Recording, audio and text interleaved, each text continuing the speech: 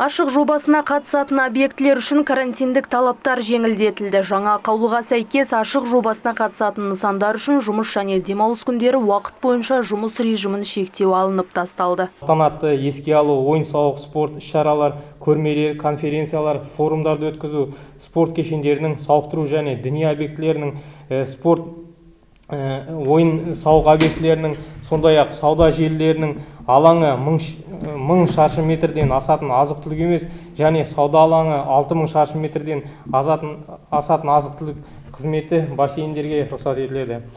Солтүстік Қазақстан облысында өткен тәулікте 453 адамнан вирус анықталды. Бүгінгі күні инфекциялық төсек орында 359 науқас жатыр. Күн сайын 50-ге жуық науқас ауруханаға жатқызылады. Бұдан бөлек 4130 адам амбулаториялық ем қабылдауда. Мобилдік бригадалар салыстыратын болсақ, қаңтардың басында біз 5-6 вызов, кейде кезде 10-12 вызовқа дейін суткасында жеткізетін. Бүгін таңда 20 вызовқа дейін жететін болды. Сондықтан осы жағдай өте қауіпті деп ойлаймыз. Қазір жатып отқан науқастар көбінесе вакцина алмағандықтан анықталып жатыр. Пандемия басталғаннан бүгінгі күнге дейін инфекциялық стационарға 14 мыңға жуық адам жатқызылған, оның 80% 60 жастан асқан адамдар. Қазір 125 адам жасанды тыныстандыру аппаратына тәуелді. Дельта штаммының пайда болуына байланысты өлім жағдайы көбейген.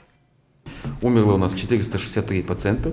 Бүгінгі таңда коронавирустық инфекциядан 463 науқас қайтыс болды. Дельта штаммы кезінде өлім мен ауруханаға жатқызу деңгейі күрт өсті. Өткен жылдың соңына дейін бізде 5 науқасқа дейін қайтыс болып жүрді. Бұл әр отбасының үлкен қайғы. Қазіргі таңда күн сайын немесе күнара бір науқастан қайтыс болуда.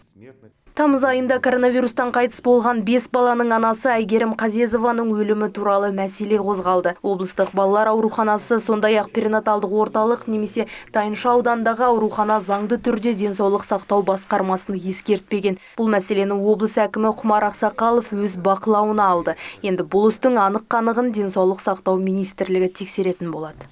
Биологическая смертность. Биологиялық өлім облыстық ауруханада тіркелді, бірақ статистикаға енгізілмеген. Өкінішке орай облыстық аурухананың әкімшілік денсаулық сақтау басқармасына бұл мәселе туралы хабарламады. Мұндай хабар естілген жағдайда арнайы тексеріс ашылуы тиіс. Осыған орай біз денсаулық сақтау министрлігіне арнайы тексеру жүргізу мақсатында жүгіндік.